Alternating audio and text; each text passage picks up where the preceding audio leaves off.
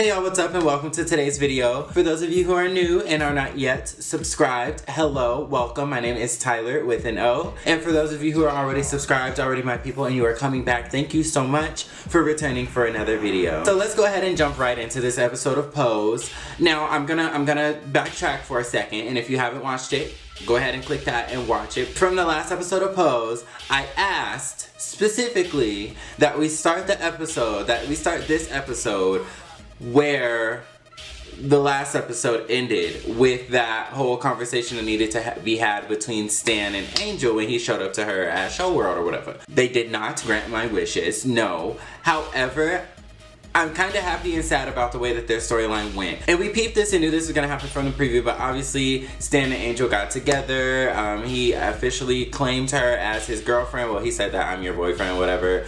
And then she brought him to the ball. He wanted to see her live, this, that, and the fourth. So yes, I was happy about that. What I'm also happy about is the way that they let this relationship play out in a realistic way. Because I'm gonna be honest, when they were at the ball, I was questioning, I was like, why is he so dumbfounded? Like, obviously this is a lot, but why did he want to leave so bad? Honestly, I thought that he was coming to the realization that he was gay and that he liked boys. Or he was like seeing all the different transgender girls and was just like, oh my god, like the variety, like I'm about to have a field day. And so I thought that was gonna be the tea. But what actually ended up happening was that he came to the realization, like, you know, I don't fit in here. I wanted to see what it was like to live outside the status quo and just be my true self and just be free. But here, in this space where I expected to be doing all of that, I don't fit in. Like, I don't fit in your world. And let's just be real, you don't fit in mine either. And so I thought that was... of course it was sad for her, but it was a good thing that it ended more on a understanding level as opposed to like some drama or some scandal or something like that. So in that sense, I am kind of happy.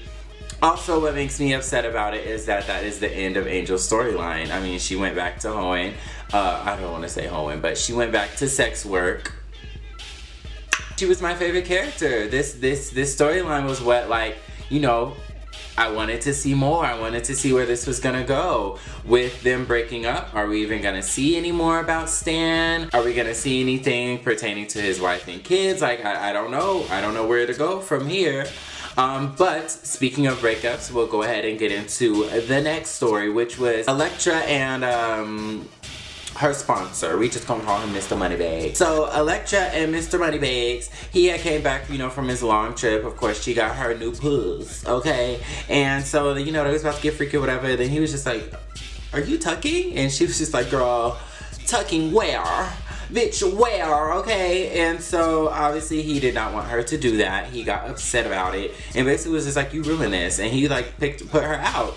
And it's just funny because she was just like, I'm giving him an opportunity to miss me. Like, y'all need to really understand that your cockiness and that whole narcissism can really have y'all out here looking stupid in these streets. And that's literally what happened with Elektra and her mans. The gag of it all is that Miss Elektra, not only did she lose her man, she lost her house. Okay, the children decided to up and leave because she's no longer bringing in the coin. She's no longer providing the stability. So why are we here?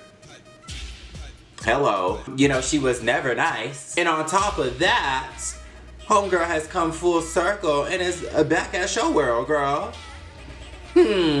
Yeah, Miss Above It All. And it's just like, honestly, I really don't want to like gloat and be happy in her demise, because to me she wasn't that bad. However, God don't like ugly. And I think we could just leave that where it is. Okay, so let's talk about this whole situation with Poppy getting kicked out for selling drugs. So as we know, Poppy was, you know, whipping that work all about Miss Evangelista's house. And so she found out, she asked Damon, which I'm going to touch on Damon too. However, she asked Damon wasn't no snitch. She asked Ricky, bitch. Ricky was like, oh, you about to put me out on the street? Oh, hell no, that nigga selling drugs down by the pier, bitch. And he ratted him out, like, basically whatever. Blanca was like, I had one rule, you broke it, you're out of here. And to be honest, like, Ricky was never my favorite character. I understood what he added in terms of a house, in terms of variety, and in terms of having a little bit more of the lesser mature individuals for Blanca to appear as the most mature individual in the house. Like, I understand that. However, what are we missing? Like, you know what I'm saying? I don't necessarily feel like we're missing anything. Maybe he had like that you know, snarky sense of humor and that like childlike banter, but I don't know. I'm not sad about it. Anyways, and so Blanca, you know, she felt bad for putting him out on the street. Her kids was mad at her about it. And so she went to try to go get him back. He was like, oh no, honey, I'm fine. Thank you. I'm good, love. Enjoy. You wanted to tell me not to call you from jail when I got arrested? Guess what? I got arrested. Guess who I couldn't call on? You. And honestly, I mean, she said it, so she kind of brought that on herself. But it ended up that he went and ran up behind the other girls or whatever from House of Abundance, the ones who broke off and wanted to start their own startup House of Ferocity. And like that in itself just shows that he's not a strong character. You know, he's not bringing much to the table. So for me, good riddance. Like, I don't care that he's gone, to be honest. No shade. So back to what I was saying about Damon. I just think it's really interesting how like he was the lead-in character, and that's kind of all he was, at least at this point in the show. Maybe they're gonna bring him back around, but it just feels like, you know, starting the show, I thought he was gonna be the main character. I thought he was gonna be the one that we follow his story throughout, which we kind of are. But like this last episode, he had like what, 2-3 lines. And like even at that, like he's just being so weak. Like, Puppy was my friend, and I know you wanted to be honest to Blanca, but I wish you hadn't. And it's just like, okay, Damon, like I'm about to next you too, honestly. Like, I was really here for him. And again, like, that's kind of what disappoints me. Like, Angel was my favorite character. Her storyline got the pink slip. Okay, Poppy gone, got the pink slip. Electra Man gone, gave her the pink slip. Stan got the pink slip. Stan's wife gave him the pink slip. Everybody and their mama got the pink slip in this episode, which is why they named it that. If you didn't catch that tea, the episode is called Pink Slip. Side note on the music, did y'all hear Miss Sade playing in the background in the scene where Electra was about to get that pussy blown out? Speaking of Electra, when she went back to Show World at the end of the episode and she was in there dancing or whatever, honestly, I think that that's like the best that Electra has looked throughout this whole like series. Like, I don't know. Like, I understand that she's supposed to be like, you know, this beautiful queen, which I'm not gonna take that from her. However, she do be looking choppy sometimes, and that scene right there, like, she was serving it. Like, she was just real fish. Like, she looked really good. But I am so curious to see, like, how this is gonna play out for her in terms of, like, she's losing her house, literally, and, you know, not metaphorically, but, like, she's losing both houses, the one she lives in and the one she runs. So I'm very curious to see, like, you know, what is she gonna do next? You know, time ain't stopping for nobody, okay? There's up and coming, there is, you know, better out there, no shade. So I wanna see, like, what's gonna happen with Electra. That's kind of what I'm looking forward to next episode.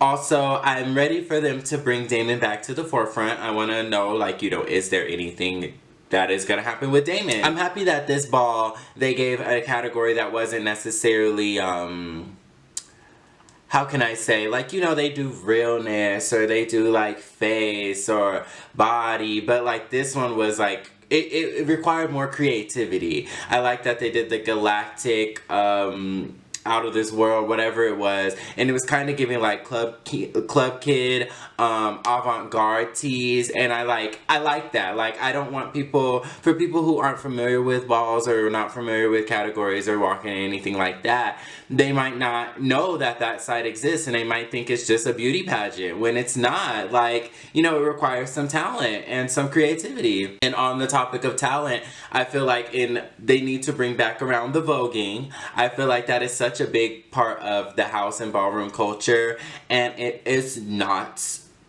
enough. But at the same time, Damon is our voguer, and he has been instructed to sit out until, you know, he gets his dance career and everything together. But I don't know, I'm ready for them to bring Damon back. Let him vogue in the house. Let him vogue the house down. Ricky I don't really necessarily know where his character is going either. Like right now, I'm just so full of questions. I feel like they killed off a lot of the most interesting storylines without introducing more. So like, I need to be replenished. I need to know what's gonna happen next. But yeah, y'all, that's all I really have to say about this episode. Again, it was called Pink Slip. Make sure you guys get into it if you are not watching already. The show is called Pose on FX. Get into it. Let me know down below what you guys thought about this episode or the series or anything like that. Give this video a thumbs up if you enjoyed it, and more importantly, go ahead and subscribe to my channel so you don't miss out on any more of this Tyler with an O goodness, and I will catch you all on my next video. Peace.